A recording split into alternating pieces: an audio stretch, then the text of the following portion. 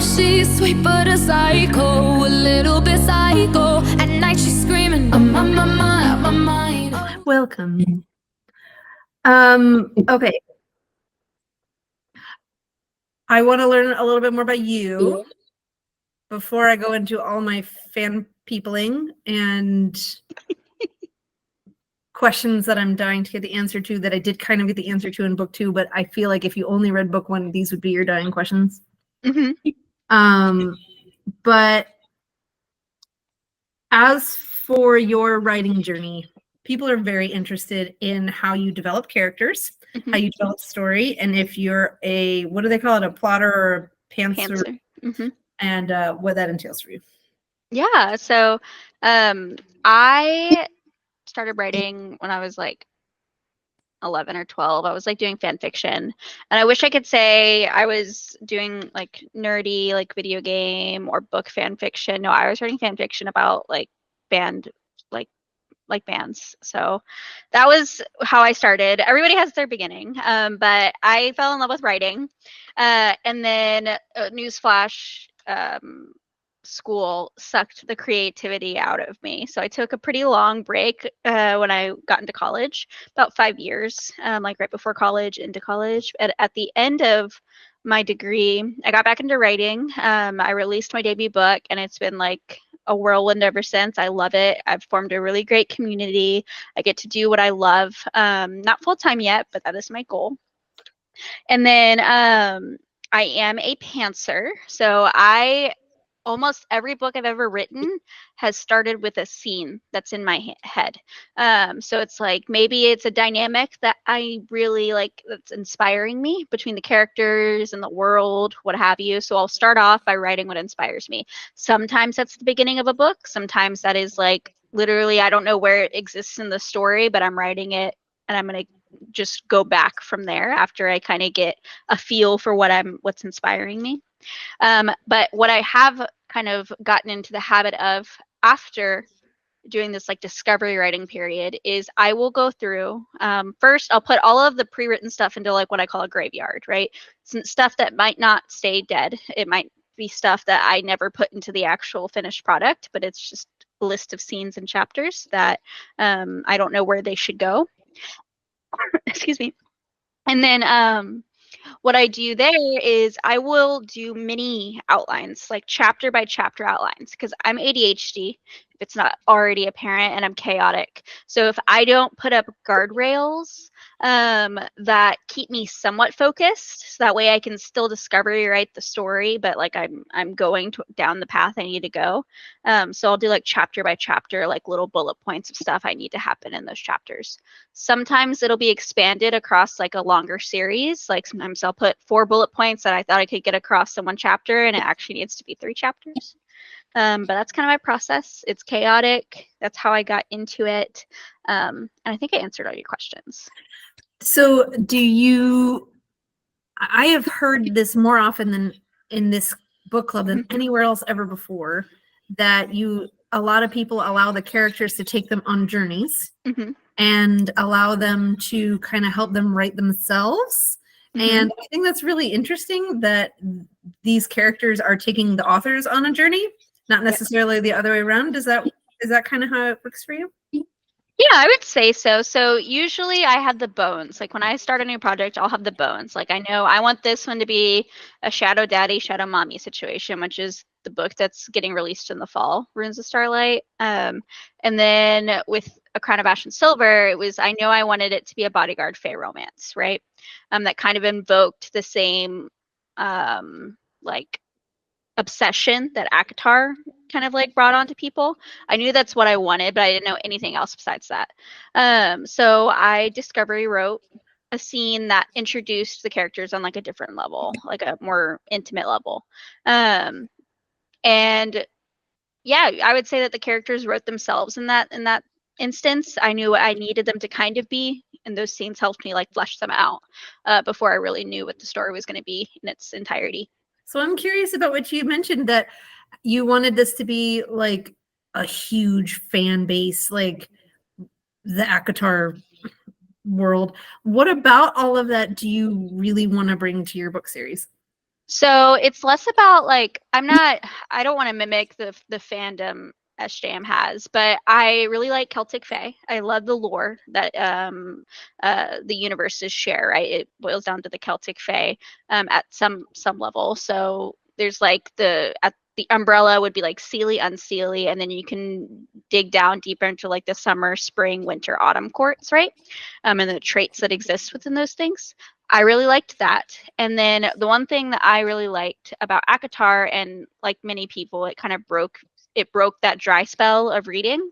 And I think it's because of the characters. The characters were just so just deep on a romantic level. And they just really kind of like once you got into the story, you were stuck. And that's what I wanted to imitate. I wanted to get that feeling of when you open the book and you get into these characters, you're like, oh my God, like I love these people. I love these characters. I want to follow them along like their entire journey. And I think you nailed the love confessions bit. And I put that in my review with you because the stuff Eero says. Eero is, yeah, I love Eero. I mean, I'm going to put it out there, but a fictional man written by a woman can say the most fabulous things. Yes, I can. Holy moly. Because then today, as I was going through, I was like, he's highlighted an awful lot. You know, like Kindle, if anyone's not reading it on an ebook, yeah. Kindle will mark how many times things have been highlighted, and it has it in like a little dot. And there were like 70, 80, like we are going nuts over the things that's been said. That's amazing. Yeah, sometimes I have the Kindle Unlimited versions on my phone, and sometimes I'll just open it and say, what are the popular highlights? What are people highlighting now? And they're all Eero. I mean, I saw somebody on your Discord even got a tattoo of the thing. Yes. Yes. In a world full of stars. In a world full of stars. Just amazing. I know. So he says some absolutely fabulous stuff. And so I think you definitely nailed that. Like, I was curious about what part of ACOTAR you really enjoyed. You wanted to bring this book because I think you did a really good job in nailing what make that series really, really fun, and then bringing it to this kind of world, which is, you know, that Celtic Fae mythology, which is so great. Yeah. And thank you for not putting anyone in wings. I think that worked out okay. Yes, no wings, no wings. I know some readers struggle with like the beginning because it has that, you know, I don't want to call it stereotypical because it is the lore. It's like that divide between the humans and the Fae. That's kind of built into the history behind it, right? The Fae and the humans didn't get along. There was some kind of clear divide. I think in the actual lore, it was like the Fae were underground. They were kind of monstrous, like underground little creatures, at least on the human side. So essentially, like I really liked that. I liked the lore, the Celtic lore. And I wanted to invoke the characterizations that SJM just does such a good job with. She really does, and you do as well. Really, really. Okay, so if I'm gonna go into my favorite questions because everyone's left me in charge. So actually, you know what? We kind of danced around this morning because number one. As an author, do you read your reviews? So yes, I did definitely in the beginning. I've kind of gotten away from it.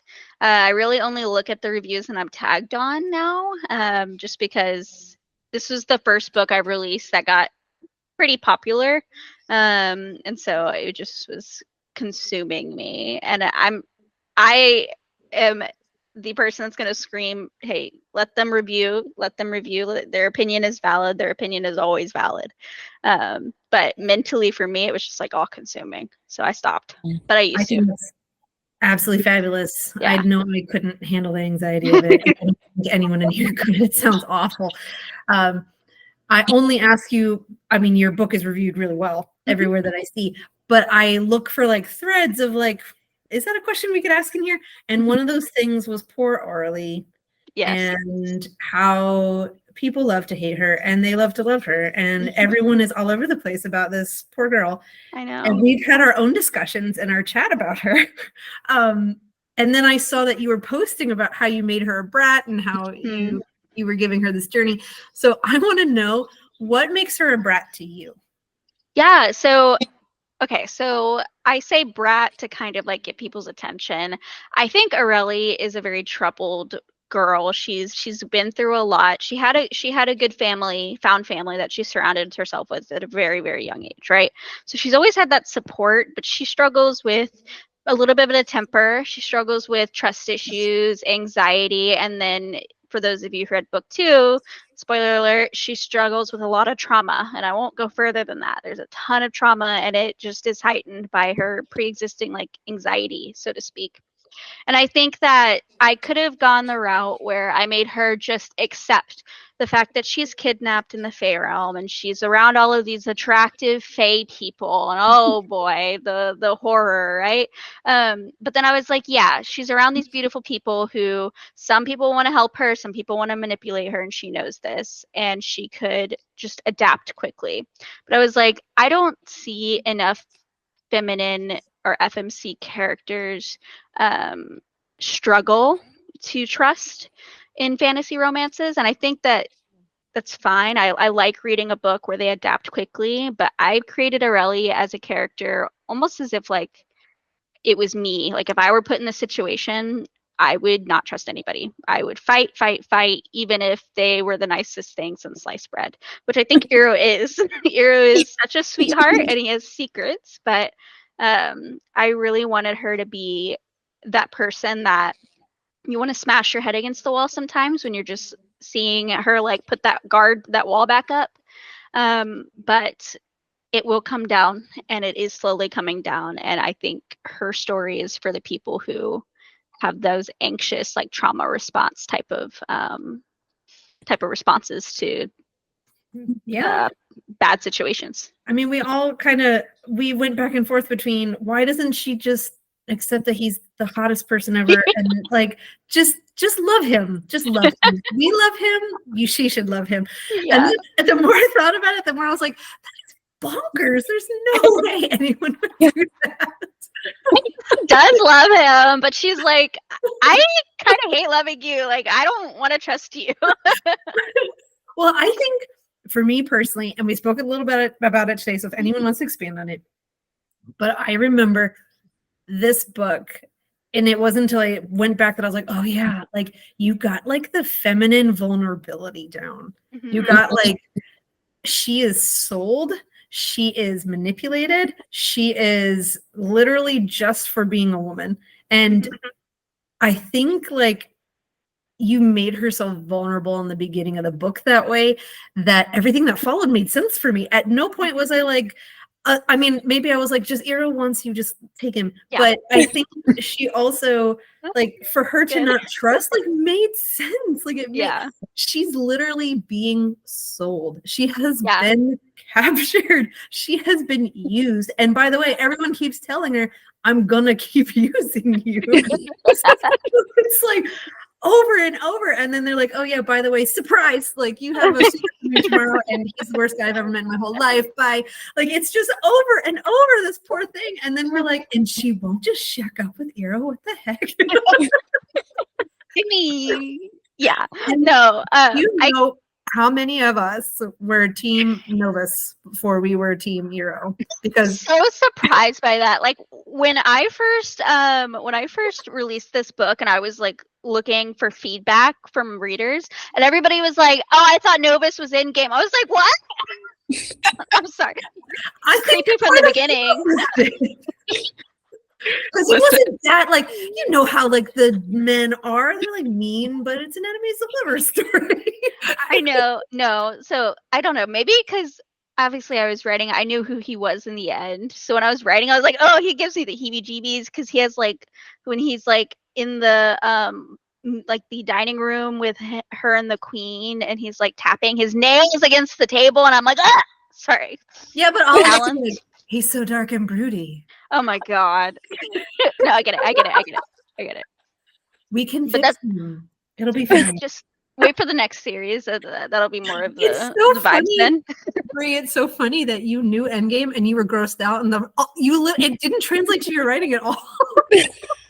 Because all of us are thirsting for it. Listen, that's another issue we can unpack. I'm not talking. All of us need therapy. Okay. Oh, you Okay, I like aspects of Novus. I don't think he's an entirely evil person or evil character, but yeah, he's always giving me the creeps. I didn't like him. Yeah. He wasn't for me. She's got a good head on her shoulder. I thought he was a great villain. He is a good. Because He's an he's annoying so- villain. He's believable, you know. Yeah. Like we know people like that in real Yeah. life. So He's a yeah. snake. He's like, "Oh, I'll help you," and then a year later, he's like, "Actually, this is taking too long. Like, I'm good." He's just weak. Yeah. I mean, we can get his motive. Yeah. To help his lady, which Yeah. he's also completely unfaithful to, also really abusive to, also a horrible He is- husband to, and he's he is like, "Oh, my lady." He's the definition of just Toxic He's- masculinity, yes, exactly. and all of Like, us what do are you like, mean my actions have Jimmy. consequences? "Give me a little Nova. Mhm. I can fix him."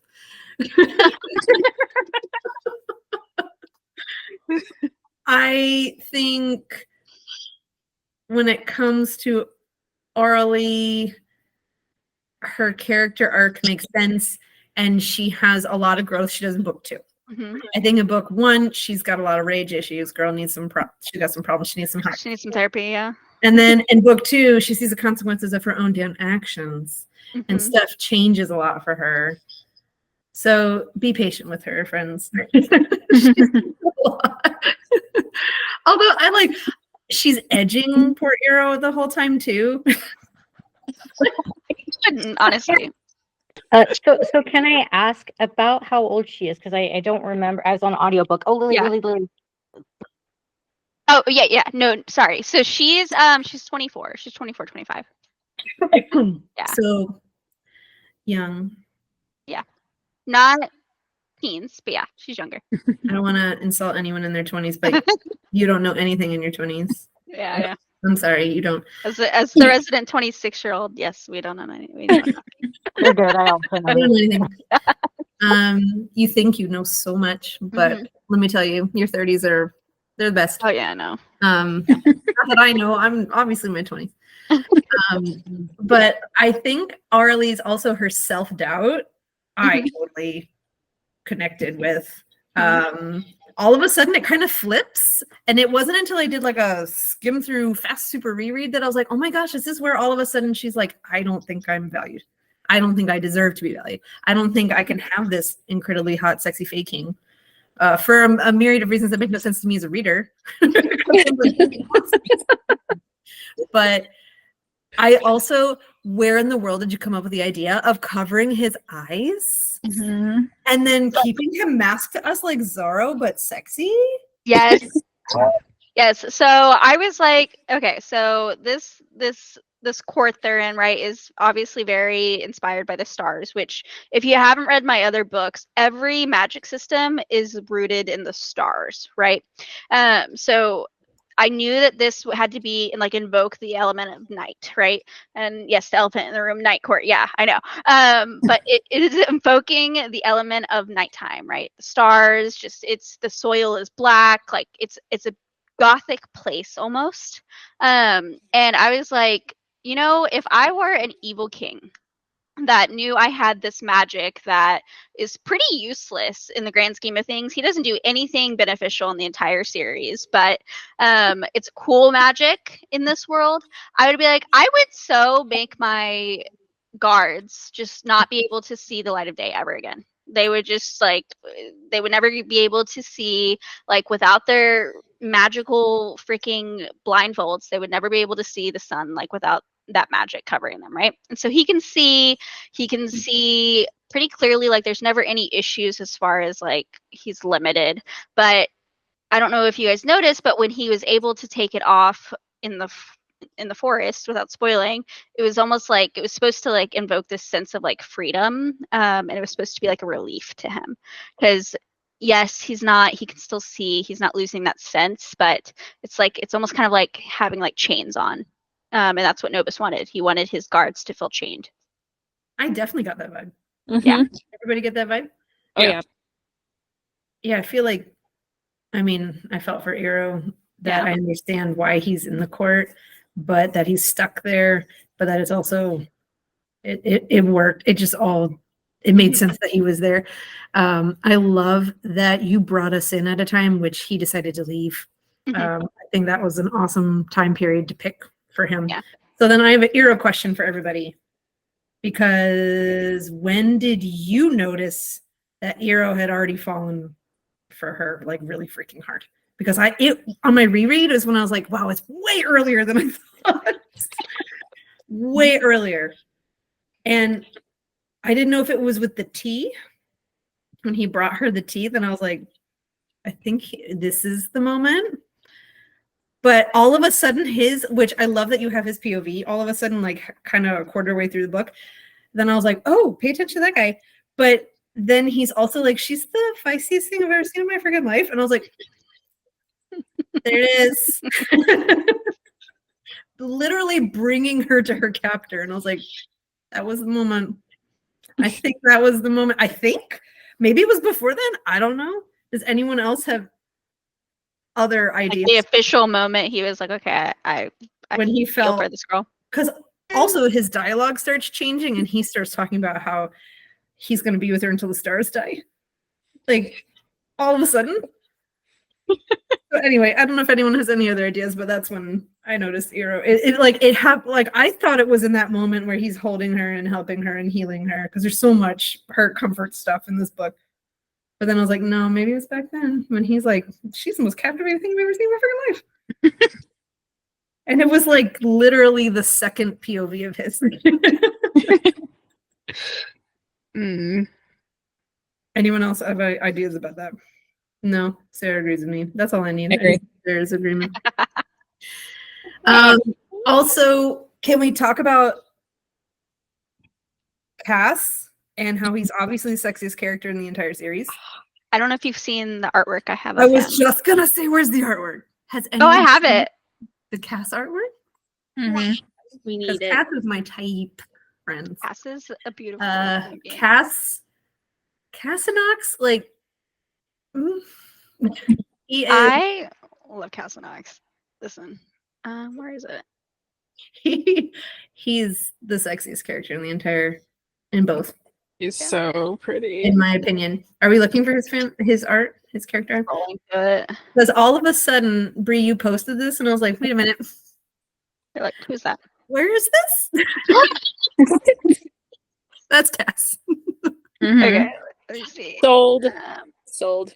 Oh, okay, you found it. Yeah. Yeah, I love Cassinox. Yeah. I can't. He gets his own book, by the way, so I can't wait. Ooh. So I was so wrapped up in Eero and Arlie and everything that was going on with them. I missed the bit until I reread it today about Cassinox having a lady friend. And she died.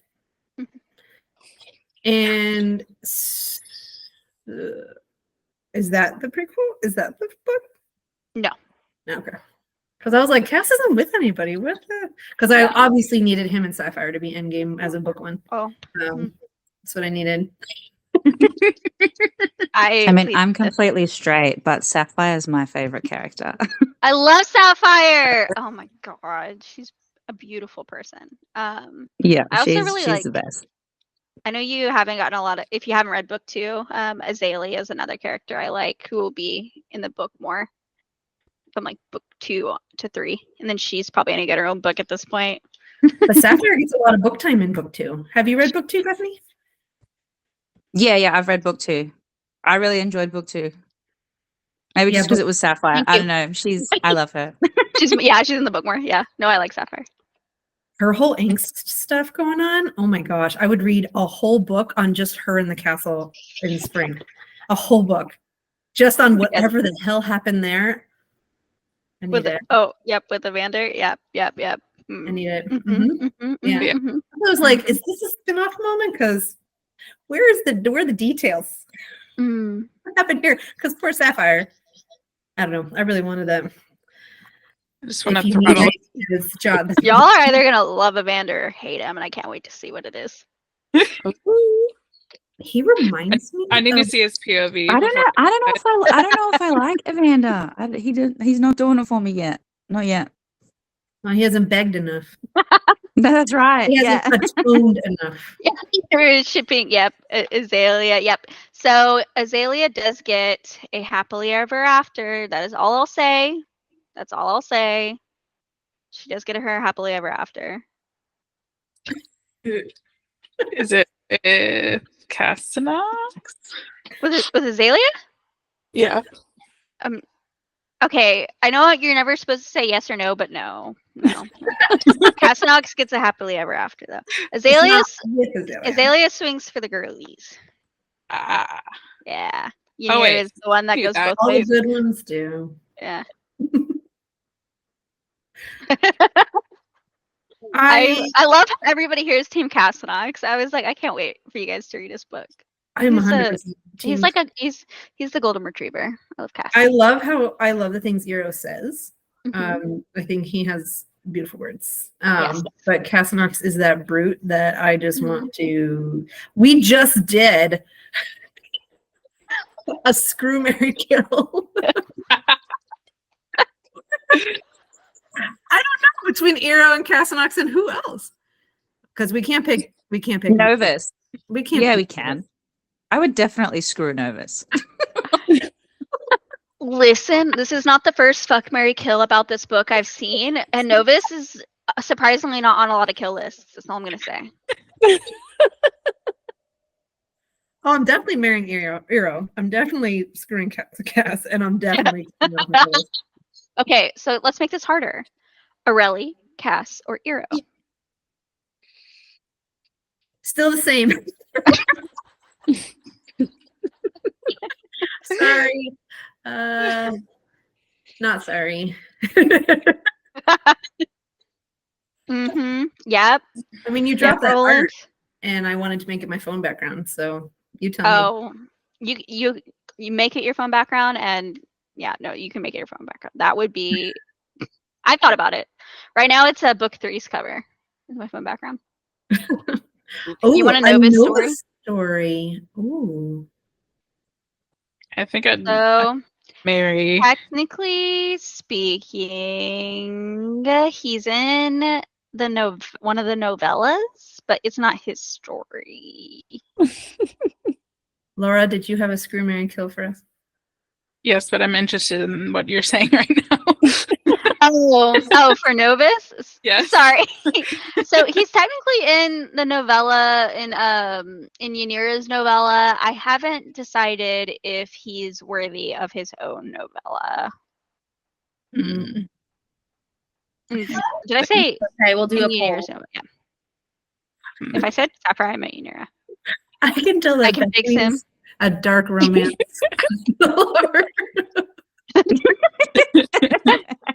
Sorry, guys. When he turned out to be the bad guy, I was like, damn it. Damn it.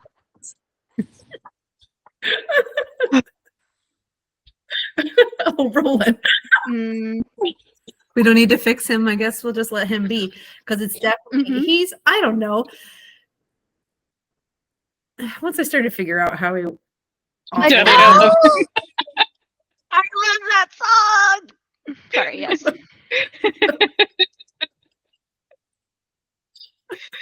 Y'all need therapy. That's all I gotta say about this. Taylor Swift sang it, so I think.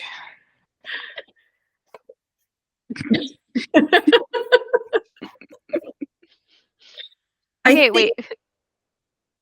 Sorry, I have more No, questions. I can wait. No, it was gonna be. I think, Laura, was it your fuck Mary kill you were waiting on saying? Oh yeah. I think I would marry Eero because of lots of book 2 reasons. And I would I think I would screw Arlie and kill Novus. Mm-hmm. But Cass isn't in this scenario? I don't understand. Yeah, Laura, what Wait, if it was is he not in this scenario? Novus and it was Cass? Yeah, if it's Cass, Eero, and Arelli. Okay. It's harder. It is a lot harder. Hmm. That's all characters. Okay, but I don't think I really would screw Cass, like if Eero didn't exist, because he like literally petrified her when he saved her in beast mode. Yeah, but you realize you are helping us relive the Beauty and the Beast scenario in which the Beast True. really doesn't turn fully back to the prince. Honestly, I should make a reel with Beauty and the Beast, like when he like is like carrying her places, and be like, "This is my book, so this is canon." You'll definitely get readers. Because I think, how many times have we seen that dedication of for the girlies who want Beauty and the Beast, but the Beast doesn't turn back? I've seen that. I mean, I'm a monster romance reader, so I see that a lot. Yeah. That's kind of the whole point. Oh my gosh. Okay, do we need to add Sapphire to this mix? Excuse me. Do we have Oh, it's already hard enough. Let's just make it harder. Sapphire, Cass, or situation in which we Eero. put a Sapphire in there? Give me a nice Sapphire sandwich. Okay, y'all are gonna hate me. Y'all are gonna Bring some hate me. toxicity here. Mine is marry Eero. Sorry, I'm getting a bit unhinged. Sorry. No, I'm sorry. Marry Sapphire, fuck Eero, kill Cass. We can't be friends. I'm sorry. I just know what Sapphire's been through and what she's gonna go through. I was like, that's my girl. I think mine would be the same. Are we? So Eero is firmly in everybody's scenarios. Mhm. All right. So He is the hero type. yes, Roland, it's just it's not because Cass is deserving to die. It is because Sapphire is undeserving to die, and I would die for her. So she's obviously married to Ariel. Touché.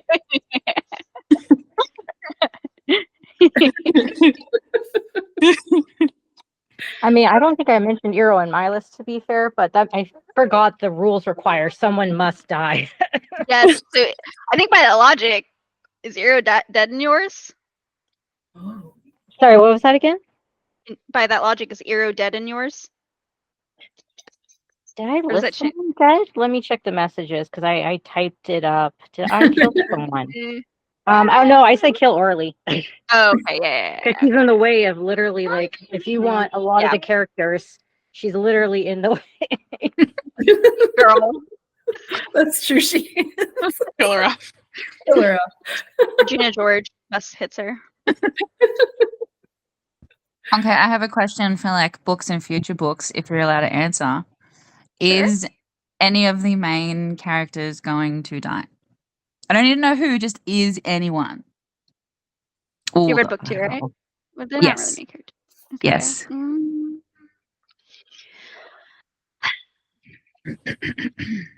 I It's not a plead the flat out fifth. no, so it's obviously a yes.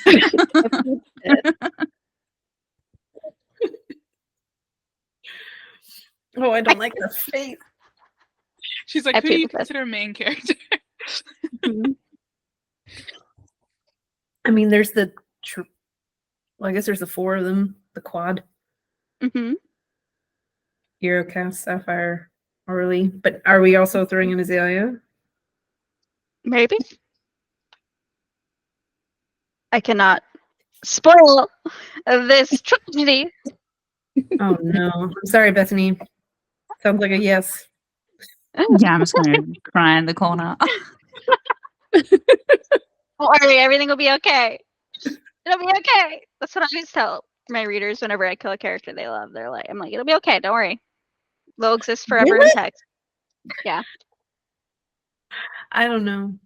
I feel like if my favorite character got killed off, I don't know. No, I don't Will it be know. I mean, I look forward to it. I like my books to destroy my soul just a little wee bit. Yeah. Same. I do appreciate a bit of realism where not everybody has intense plot armor. I appreciate that for sure. Or maim. If they get maimed instead of killed. Yeah. Which she's already been maimed a lot. Yeah, no, just kill him off. No maiming. Just die. Don't live with the trauma. Bethany's like, Aurelia's been maimed enough for the lot of them. That's right. Yeah, just kill him off from now. Just need death. I need death.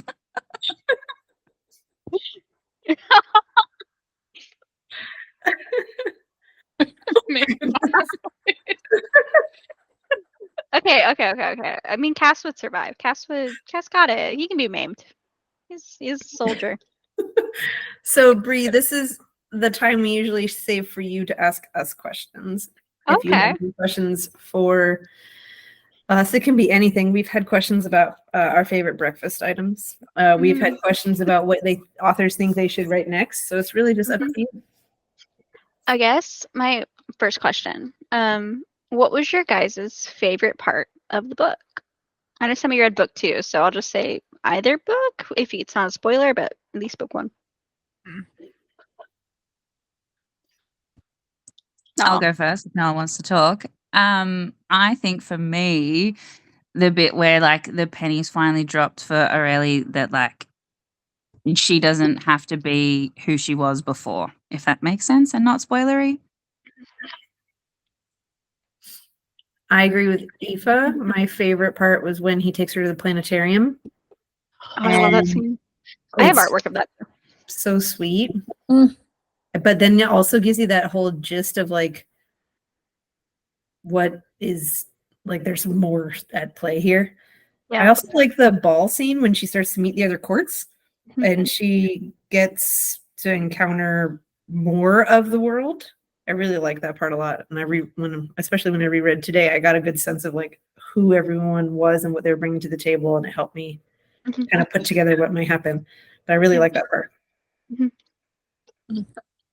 I really like when he saves her out of the wine cellar, takes her back to her room. Yeah. Like, no. I love that. Gentlemen. Aw, thank you, Casey. What is your favorite part, Bree? Do you have a favorite part? That is so difficult. In book 1, I think the wine cellar scene and the planetarium for me are up there. They're pretty much tied. I do really like, and I think it might be an underrated scene, when they are, I'm going to try to say this in the most non-spoilery ways. Has everybody here finished the book? I don't know if they have. When they're out of the castle and they're in the spring court, like as refugees, where they're like planning what they're going to do next, and Aurelie's trying to figure out if she's going to go home, like take him up on his offer, if she's going to stay. And Eero just like has so many like vulnerable moments, and I don't know if that's like one specific scene, but I just think that part of the story is like a really big growing point for both of them, and I really like that. I mean, are we leaving out the wood scene where he takes off his mask? Oh, their first kiss. Yeah, that's a good yes. Because although I skimmed today, I stopped at that part. I love their first kiss. Yes, no, I love that scene. When she's looking in his eyes. Oh, so good. So good. That was a really good. I love that scene. Oh, and we also have our raffle coming up. Yes. Any other questions? Let's see. I guess if I could write any type of book related or unrelated to the series in the romantasy space, what kind of book would you guys like to see? I have a few planned. I'm just curious to see if it aligns. I feel like I'm onto something with a shadow daddy with a golden retriever heart of gold. I really want to read this book. Yeah, same. Well, the one I'm beta reading, I'm very interested in. So that Ruins of Starlight. I have more chapters I can continue. I just have been focused on finishing it. Ruins of Starlight's really fun. It's a really fun book. He's very troubled, but he does have a really good heart. I'm excited. It's so interesting. I like Is that. this where someone brings up the Novus story? No. Ruins of Starlight is in the same universe, so the magic system is shared to A Crown of Ash and Silver, but it's its own world. It's a new time period, and it is based. It has a Shadow Daddy and Shadow Mommy. Oh.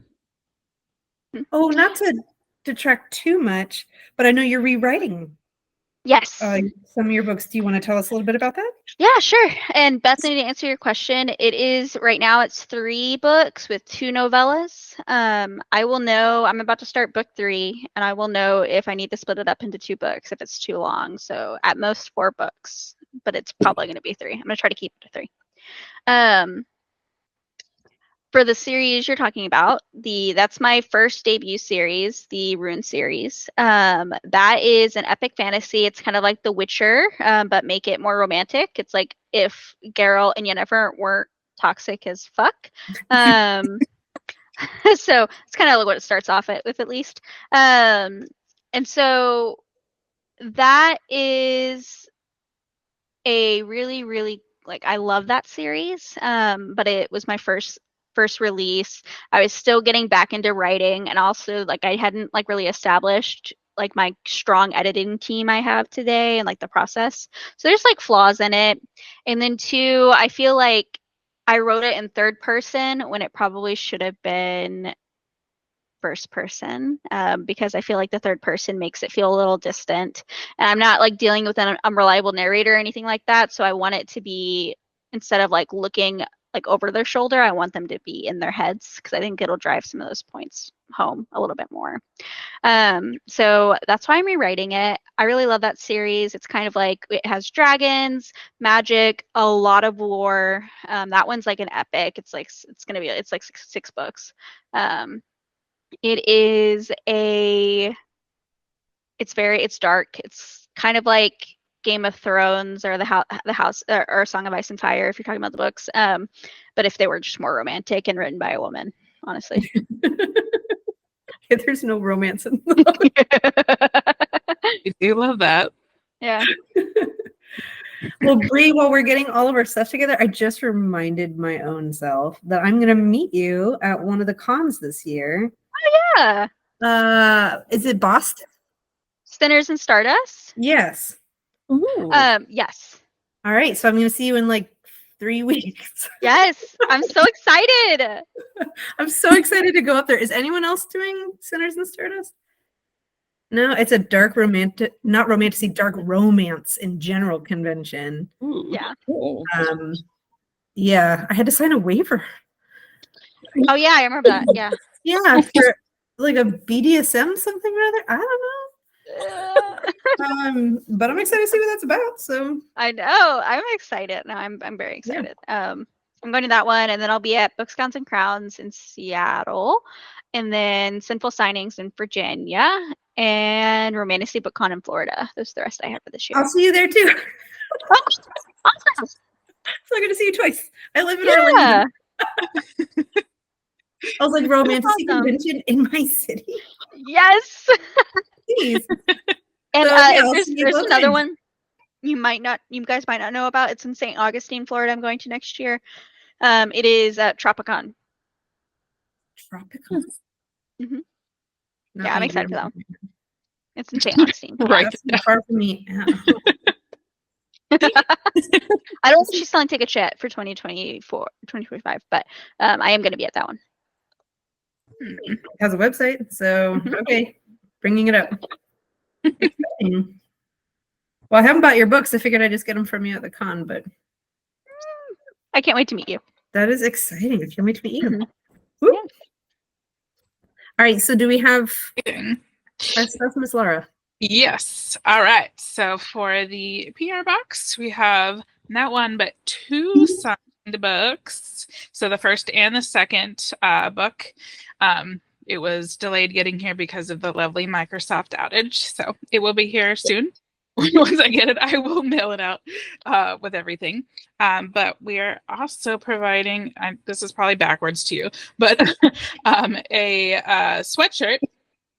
And since know the size of the person who's getting it, I printed out a little gift certificate, and you can go to well, you can DM free, but I put the website down here so you can look at you can look at it a little bit better than just here, and you can pick out your size and everything. Thank you so much for doing that. That's amazing. It's so cool. Yeah. And if you can't tell, it says "In a World Full of Stars." And she also included art prints with the books. Oh my gosh, thank you. Which ones did you?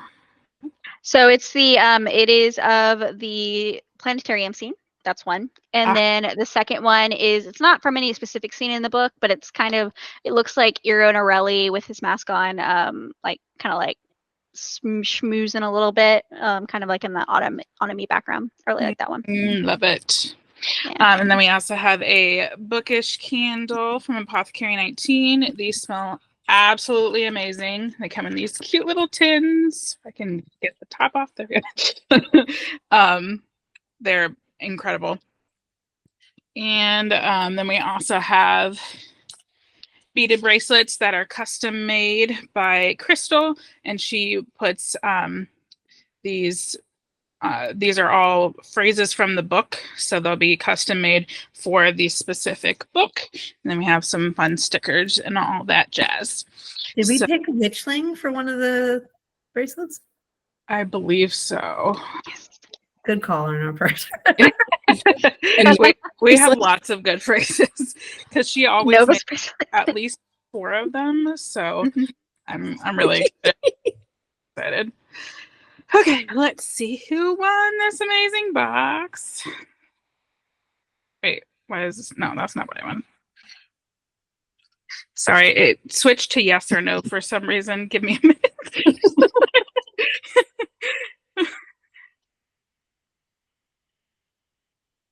I don't want yes or no. There it is. Yes, thank you. I think the closest thing I have is Sulcan on the cover for the novella. It's about as close as I get to a villainous artwork. Okay, 5. So that is Kate. 5. Kate is the winner. Yay! So I will give you get all your info so I can get that sent to you. I'm breaking my not talking because the baby's sleeping. That's so exciting. Thank you. It is the continued, like all of our new people who come, all of our new readers that come to the meetings, they always win. So I'm really excited that you got that, Kate. That's great. And kudos to you for coming to the baby sleeping. And it's like, dang it. Well, it meant that I would have had to put her to sleep. I'm good. Well, does anyone else have any other questions, comments, concerns, fun things to talk about?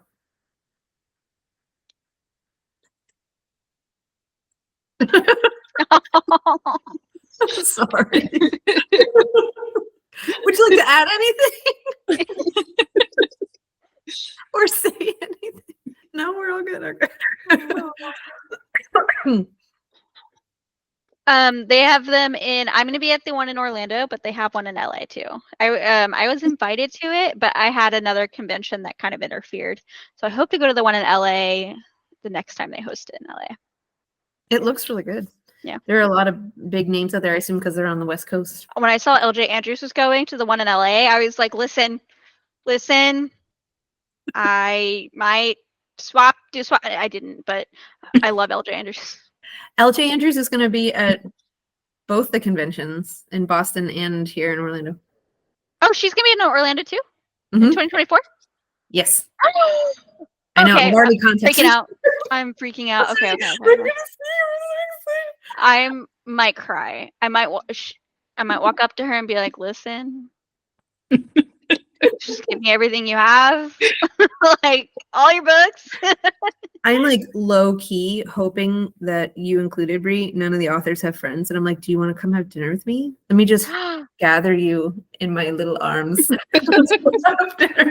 Like Pokemon, collect all the authors. I will collect all the authors and let's just go. Let's have fun. I wish we had like all the conventions and stuff here that you guys have. We have No. like nothing. I'm so sorry. Are you in Australia or New Zealand? Yeah, Australia. Yeah, I have an author friend in Australia. Her name is RD Baker. She went to one con in Australia, but I don't know what ones go on frequently, like consistently. We don't have like many indie. I think I've been to one indie one, but like all the big ones like Supernova and stuff have like Rebecca Yarros and stuff like that. So okay, so like bigger. We all want that. Not people that you can actually have a conversation with, like unless you wait for 3 hours in a line. So I would like to say I had a conversation with Rebecca Yarros at Readers Take Denver. I sat down at a table, like kneeled at a table. She was just chilling there because I don't know if you guys know the tea about Readers Take Denver, but the host was like trying to control like where she was going, who she was talking to, and so she was like, you know what? I'm gonna go hang out by the Starbucks and just prove I'm not gonna die. And I gotta meet her. I was like, that's cool. That's amazing. That's a great story. I think that might be the only positive story I've heard out of that.